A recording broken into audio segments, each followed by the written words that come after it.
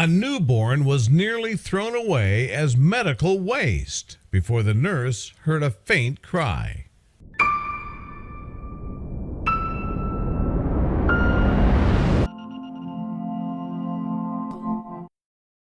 Making the decision to have an abortion is never an easy one, and it can be traumatic for all parties involved.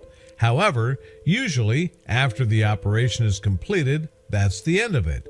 But for one woman, her decision would come back to haunt her because not only did her baby survive the botched abortion, she was now searching for answers. Usually, when someone is adopted, at some point in their life, they search for answers or information about their birth parents, and hopefully, their adoptive parents are willing to share said info. But when one woman asks her parents about the circumstances of her adoption, she was shocked to find out the horrific truth. Melissa Oden was only 3 pounds when she was born in Ohio in 1977. Her mother, a 19-year-old college student, found herself pregnant and alone.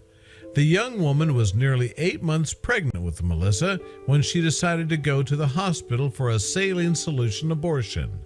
These abortions are no longer done because of how gruesome they are. The solution is injected into the amniotic fluid and is meant to essentially kill the child by burning them from the outside in. Melissa sat in the toxic fluid for nearly 5 days before she was supposed to be stillborn. Her mother returned to the hospital for the final steps of the abortion, and after she had given birth to what she and the medical professionals thought to be stillborn, they tossed her into a bin with medical waste. Luckily, soon after that happened, a nurse heard her crying. NICU nurses worked around the clock to save her after discovering that she was still alive. When Melissa was interviewed on camera, she shared that she loves telling the story of when her parents first saw her. The first time they laid eyes on me, lying in the incubator, they fell in love with me. And you know, I always joke, I know I wasn't a pretty baby. I know that about myself, she laughed. But they knew she was something special.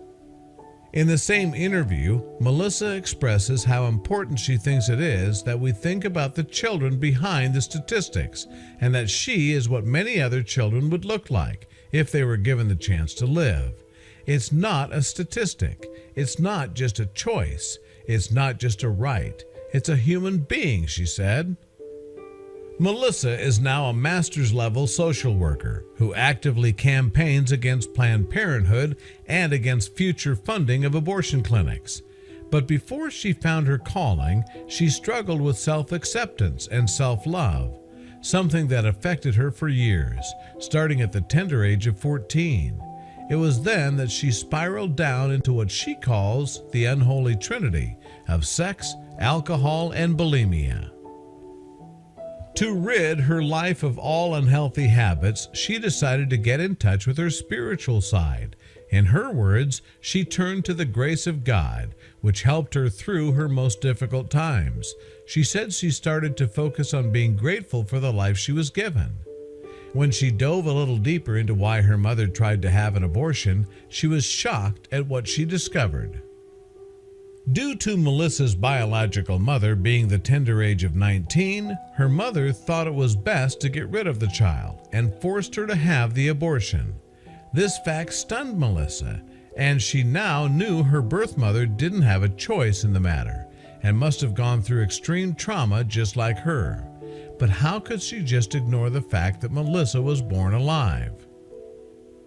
It turns out Melissa's birth mother was so sedated during the operation that she didn't know her baby had been born alive.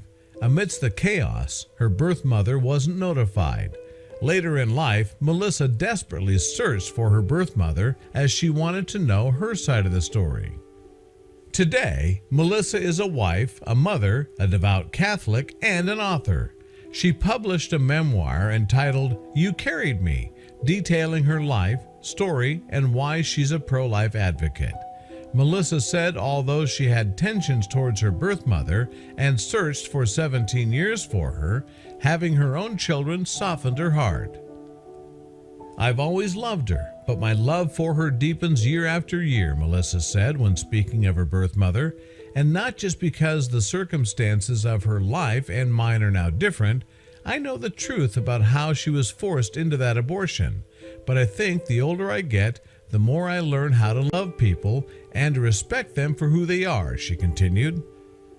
Melissa refers to her story with her mother as a love story, a unique one in that it's a love story that God wrote and man attempted to rewrite, but God's story wins in the end.